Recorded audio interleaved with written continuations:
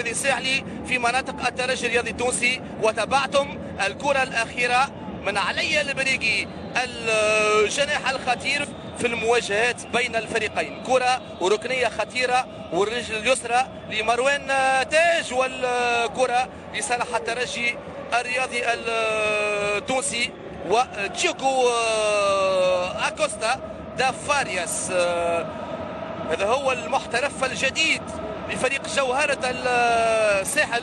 شوفوا الكرة الأخيرة والأولوية لدفاع هذا اللاعب، رغم أنه في بعض الأحيان عنده اندفاع مبالغ فيه، لكن لاعب هام في استرجاع الكرة في بناء الهجمة. ونشوفوا التوزيع من الكالي بانغورا وعلي المشيني محمد علي يعقوبي، عمل كبير إلى حد الآن. والتصويبة الأخيرة بعيدة. إذا طويلة المدير الرياضي لأولمبيك مارسيليا، وفاة ابنه سنة 2013 خلاه يخمم في مغادرة المدينة. والفرصة لصالح حمزة الأحمر والنجم الرياضي الساحلي، ثم فرانك كوم وحمزة الأحمر من جديد وفرانك كوم، وتصويبة خارج باش يبرزوا في المواعيد المقبلة على المستوى الافريقي. او كرة دقيقة الى محمد امين النفزي ومدوزاج الياس جلاسي، والتغطية من عمار جمل.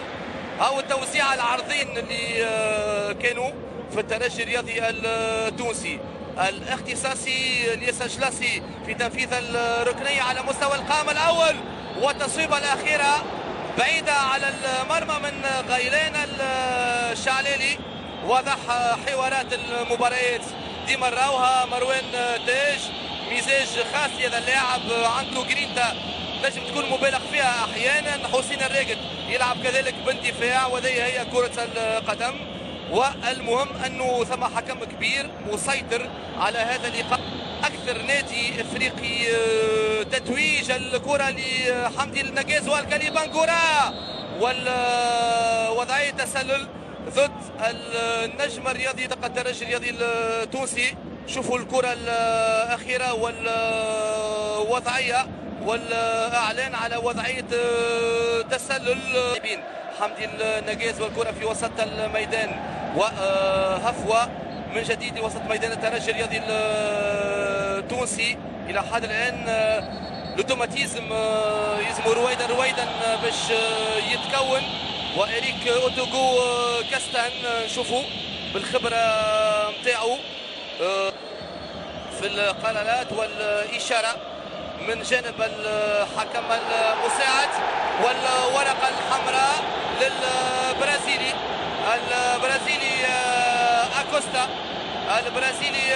أكوستا يقصى من الميدان الفريقين. وكذلك مازال لقاء اخر حتى في سوسه في سبتمبر المقبل. ونشوفوا الكره الاخيره من فارياس مع شاكر الرقيعي، ونشوفوا الدفع من ديوغو فارياس كاف في الكاس الممتازه اللي هو الاهلي المصري، اللي رغم انه يغير معناه في الجيل نتاعو في المجموعه نتاعو، لكن على عكس الانديه التونسيه حتى وقت اللي يتبدل الاهلي المصري دائما يفوز بالالقاب. هذه الخصال نتاع الاهلي المصري اللي ان شاء الله يتحلى بها وتتوفر في الانديه التونسيه. او متابعه للمخالفه من حمزه الاحمر للنجم الساحلي، كره خطيره في المحور. والهدف الاول لعمار جمل. عمار جمل في محور دفاع الترجي الرياضي التونسي يتمكن من تسجيل الهدف الاول.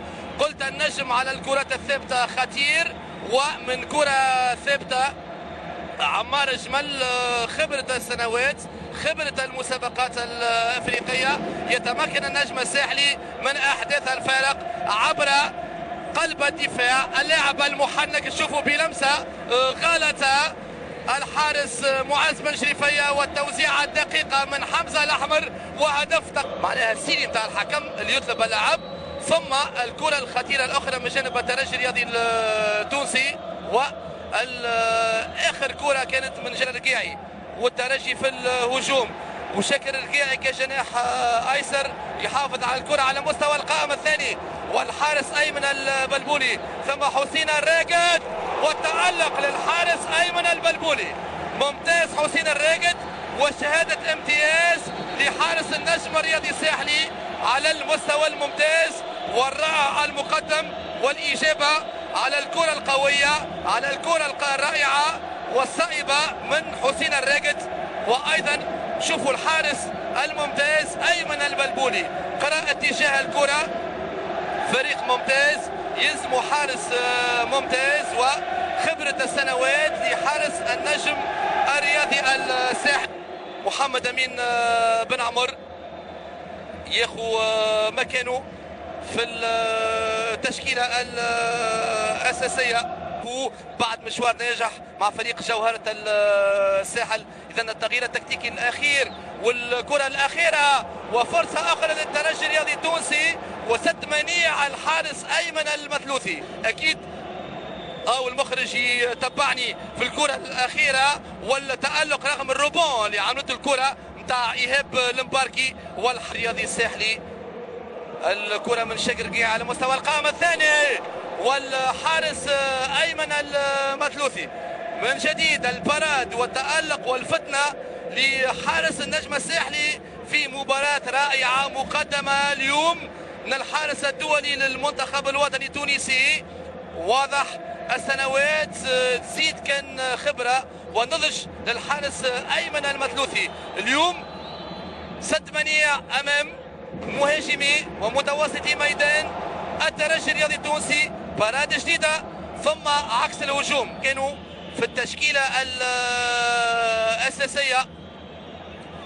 قلت مع انطلاق الشوط الثاني معطيات جزئيات كرات ثابتة هذه معناها القدر طريقة الترجي والنجم تحسم في كرات ثابتة. نذكروا لقاء البطولة ذو ضربات جزاء لقاء الجويني نجم يخدم برشا ويتألق هيثم الجويني. نشوفوا الكرة الأخيرة التصويبة الرأسية بإمكانه تأثير مثل هذه التصويبات والنجاح في الكرات الثابتة. بروز عديد اللاعبين في هذا المستوى وثم انذار.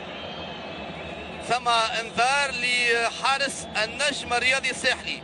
اليوم متألق وبالطبع أعطى كل فريق حقه وكل ذي حق حقه. اليوم الحكم إريك أوتوغو كاستان وهيثم الجويني في عكس الهجوم في وضعية نتاع تصويب ثم دريس المحيرسي والحارس أيمن المثلوثي. اليوم أيمن المثلوثي هو اللي كان سد منيع وتفادى أهداف للترجي الرياضي التونسي. أسبقية بداية الشوط الثاني للنجم الرياضي الساحلي هدف مقابل 0. هدف ثمين إلى حد الآن والحارس أيمن المثلوثي بارع. أيمن المثلوثي يقول هيثم الجويني لا مرة أخرى.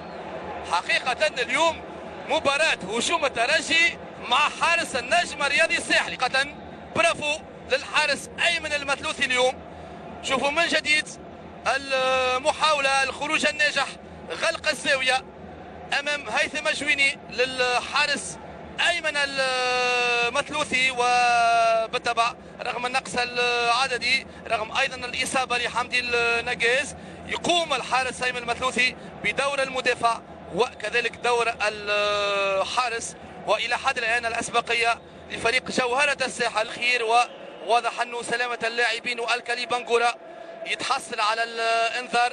ينظر الكالي بنغورا. نشوفوا الحوار مع محمد أمين النفسي يرجع للمخالفة. الحكم الراقد نتابع حسين الراقد التوزيع في مناطق الجزاء. ثم ايضا السعودي محمد امين النفسي ما قصرش من الجهه اليمنى. كذلك الكالي بنغورا في التغطيه والتماس لصالح الترجي ومتنفش التماس. هدف مقابل 0 للنجم الرياضي الساحلي في ثاني اللقاءات في كاس الكاف او الروح الرياضيه بين اللاعبين. هدف مقابل 0 للنجم. ملتقانا في مواعيد اخرى دائما مع الالتزامات الافريقيه الانديه التونسيه على الشبكه الارضيه للوطنيه. الى اللقاء.